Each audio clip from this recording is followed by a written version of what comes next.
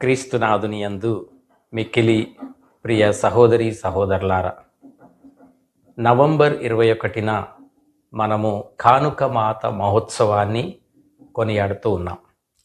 ఈనాటి దివ్య గ్రంథ పఠనాలు జకర్యా 2వ అధ్యాయము 10వ వచనం నుండి 13వ వచనం వరకు, మరియు మత్తయి సువార్త 12వ అధ్యాయము 46వ వచనం నుండి 50వ వచనం వరకు. ప్రియ సహోదరి సహోదరులారా, ముందుగా మీ అందరికీ ప్రభువైన యేసుక్రీస్తు నామమున మరియు మన పరలోకపు తల్లి అయిన కానుకమాత పేరిట శుభాకాంక్షలు.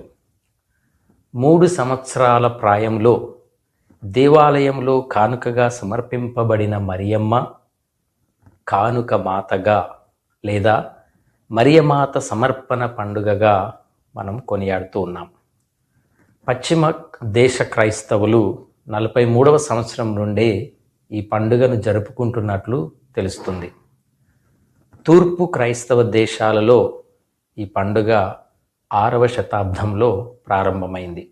ఈరోజు మనము కూడా ఎంతో భక్తి శ్రద్ధలతో ఆనందోత్సాహాలతో కానుక మాత పండుగను కొనియాడుతూ ఉన్నాం. కానుక అనే మాటకు ఎంతో లోతైన అర్థం ఉంది. కానుక అంటే బహుమానం లేదా లోతైన అర్థం సమర్పణ అని అర్థం. ఈ పండుగ కేవలం చారిత్రక సంఘటనను గుర్తు చేసుకోవటమే కాక దేవునికి మన జీవితాలను సంపూర్ణముగా అర్పించుకోవాలని పిలుపునిస్తుంది.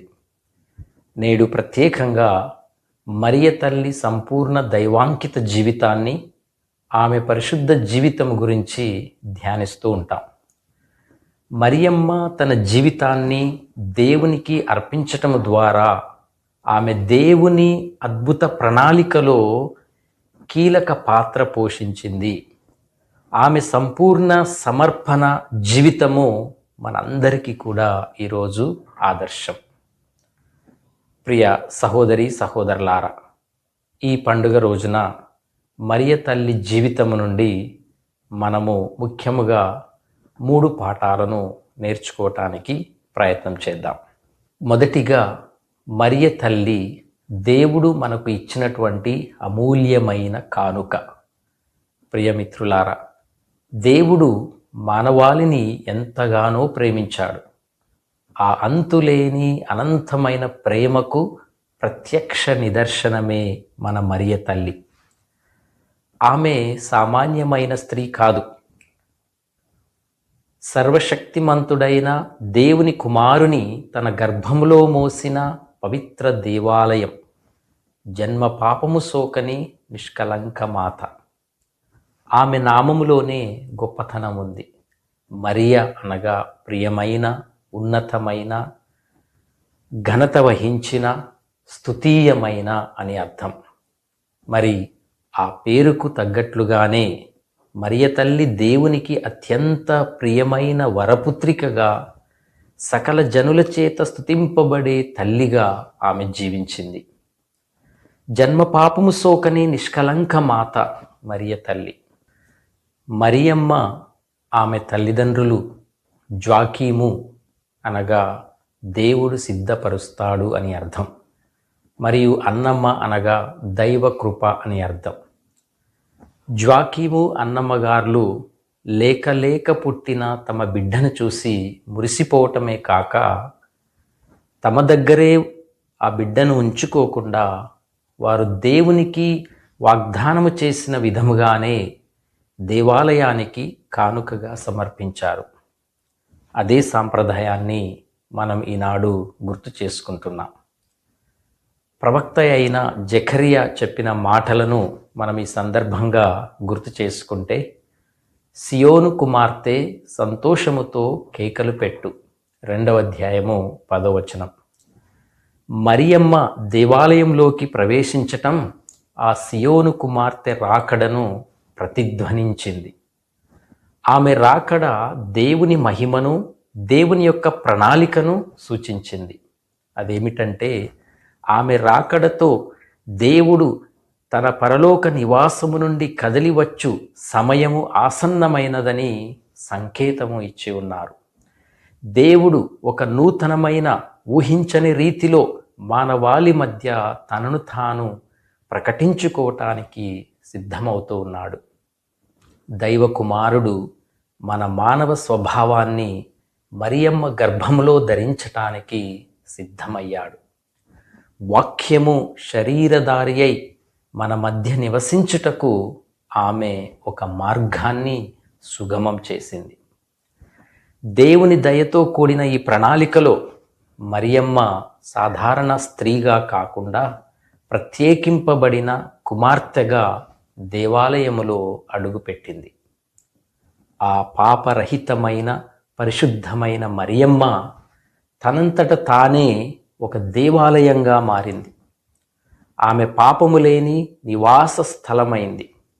సైన్యములకు అధిపతి అయిన ప్రభువు కొరకు సిద్ధము చేయబడిన ఒక జీవము గల గుడారం అయింది.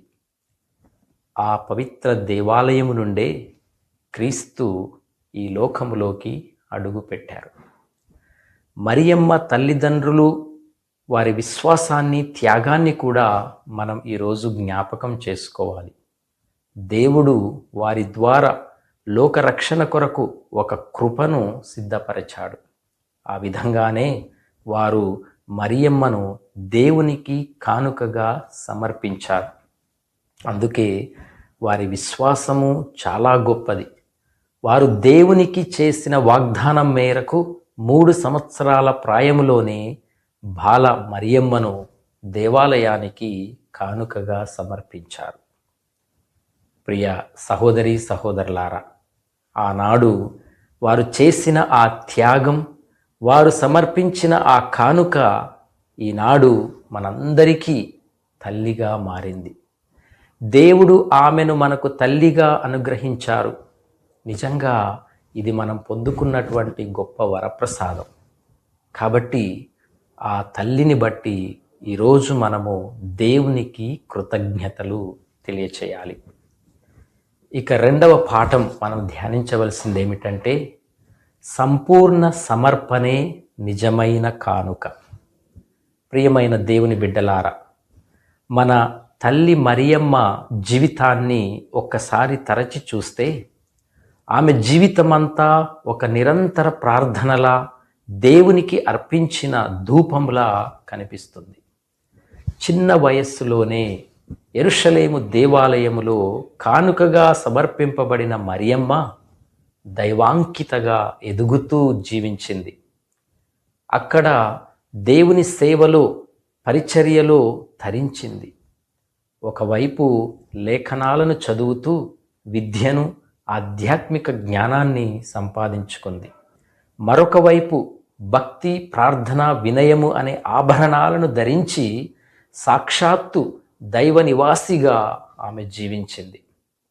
ఈ విధంగా మరియ తల్లి అన్ని విధాల పూర్ణ ఆశీర్వాదితులు. దైవ ప్రేమలోనూ, సాటివారికి సేవ చేయడంలోనూ ఆమె ఒక పరిపూర్ణమైన కానుకగా మారిపోయిన కారణ జన్మురాలు. అయితే ప్రియ సహోదరి సహోదరులారా, ఆమె సమర్పణ కేవలము బాల్యానికే పరిమితము కాలేదు.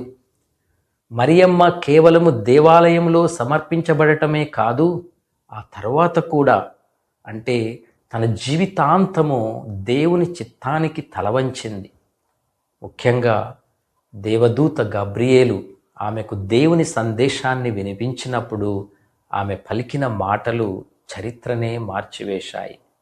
ఇదిగో ప్రభువు దాసిరాలను, నీ మాట చొప్పున నాకు జరుగునుగాక అని పలికినప్పుడు ఆమె తన చిత్తాన్ని, తన జీవితాన్ని, తన భవిష్యత్తును దేవునికి కానుకగా అర్పించింది. లూకాసు సువార్త 1వ అధ్యాయము 38వ వచనం. ఈ ఒక్క మాటతో ఆమె తన సొంత ఇష్టాన్ని, తన కలలను, తన భవిష్యత్తును, చివరకు తన ప్రాణాన్ని కూడా దేవుని పాదాల చెంత ఒక కానుకగా అర్పించింది. దేవుని ప్రణాళిక కోసం తనను తాను సంపూర్ణముగా అర్పించుకుంది. ప్రియ స్నేహితులారా, మనం గుడిలో వేసే డబ్బులు, లేదా అర్పణగా తెచ్చే వస్తువులు మాత్రమే కానుకలు కాదు. దేవుడు కోరుకునేది మన హృదయాన్ని. దేవుడు కోరుకునేది మన జేబులో ఉన్నది కాదు, మన గుండెలో ఉన్నది. ఆయన ఆశించేది మన హృదయాన్ని. మరియమ్మ వలె, ప్రభూ, నా జీవితం నీది, నీ ఇష్ట ప్రకారం నన్ను వినియోగించుకో అని చెప్పగలగడమే నిజమైన భక్తి. దేవుని చిత్తానికి సరే, అవును అని చెప్పడమే మనం దేవునికి ఇవ్వగలిగిన అత్యుత్తమైన కానుక. అపోస్తలుడైన పౌలు గారు చెప్పినట్లుగా రోమీలకు రాసిన పత్రిక 12వ అధ్యాయము 1వ వచనం, పరిశుద్ధమును దేవునికి ప్రీతికరమును అయిన సజీవ యాగముగా మీ శరీరములను దేవునికి కానుకగా సమర్పింపుకొనుడు. ప్రియ విశ్వాసులారా, ఇదే మన జీవితంలో మరియమ్మను చూసి మనము కూడా అర్పించవలసినటువంటి సమర్పణ. లూకా సువార్త 11వ అధ్యాయము 28వ వచనం, దేవుని వాక్కును ఆలకించి దానిని పాటించువారు మరింత ధన్యులు.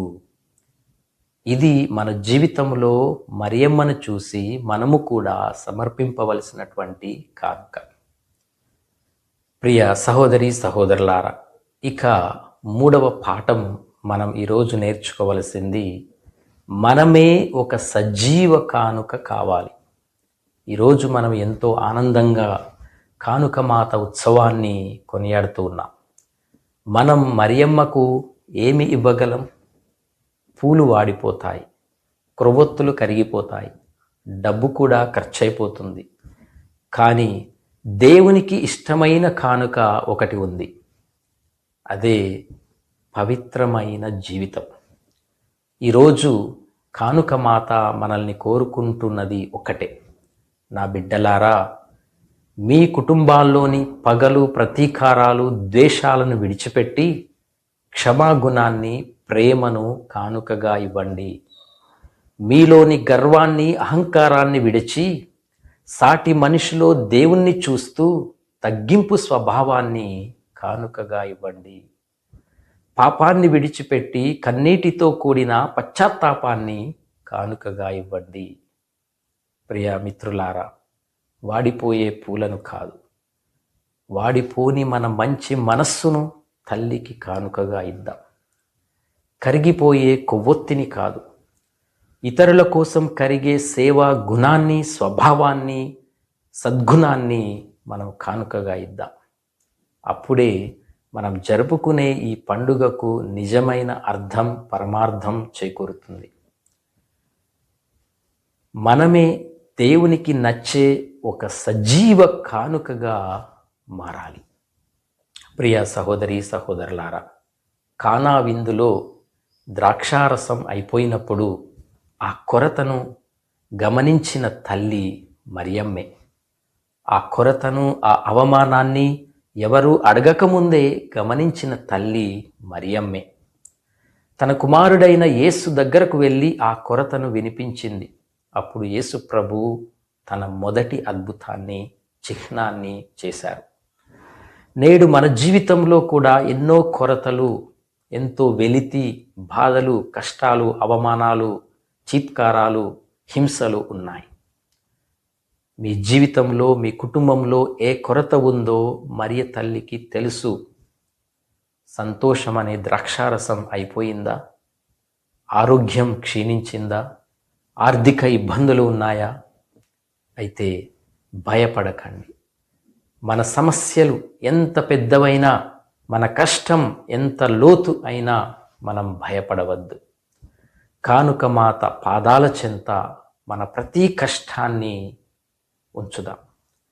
మరియమ్మ మన ప్రార్థనలను స్వీకరించి తన కుమారుడైన యేసుక్రీస్తుకు వాటిని కానుకగా సమర్పించి మనకు అద్భుతాలను దయచేస్తుంది.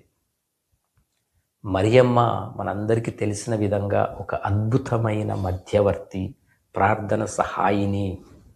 ఆమె మన ప్రార్థనలను, కన్నీటిని ప్రేమతో స్వీకరించి తన కుమారుడైన యేసుక్రీస్తుకు వాటిని కానుకగా సమర్పిస్తుంది. అప్పుడు యేసు ప్రభువు ఖచ్చితంగా మన జీవితంలో అద్భుతాలను దయచేస్తారు. మరియ తల్లి తన జీవితాన్ని దేవునికి సంపూర్ణ కానుకగా ఎలా అర్పించిందో ఆ ఆదర్శాన్ని ఈరోజు మనము కూడా అనుసరిద్దాం. ఈ పండుగ రోజు నుండి మన జీవితాలను దేవునికి ప్రీతికరమైన పవిత్రమైన కానుకలుగా మార్చుకుందాం. ఈరోజు మరియమాత సమర్పణ పండుగ సందర్భంగా మన జీవితాల్లోని ప్రతి భాగాన్ని, ప్రతీది, మన మనస్సును, మన సమయాన్ని, మన తలంపులను, మన ఆలోచనలను, మన కష్ట సుఖాలను అన్నింటినీ దేవునికి సంపూర్ణ కానుకగా సమర్పించుకుందాం. మరియమ్మ మధ్యవర్తిత్వము ద్వారా మన సమర్పణ దేవునికి ప్రీతికరముగా మారి మనందరము కూడా దైవకృపతో నిండిపోవుదుముగాక. ప్రియ సహోదరి సహోదరులారా, ప్రార్థన చేసుకుందాం. ఓ కానుక మాత, వరప్రసాద నిలయమా, నీవు దేవునికి సంపూర్ణముగా సమర్పించుకున్న విధముగా మేము కూడా మా జీవితములను దేవునికి అర్పించుకునేలా మాకు సహాయం చేయండి. మా కుటుంబాలను, మా బిడ్డలను, మా కష్ట సుఖాలను, మా ఆశలను, భయాలను అన్నింటినీ నీ పాదాల చెంత కానుకగా పెడుతున్నాం. మాకు ధైర్యాన్ని, దీవెనను దయచేయండి. యేసు ప్రభు బాటలో నడిచే కృపను మాకు అనుగ్రహించుమని వేడుకుంటున్నాము. తల్లి, ఆమెన్.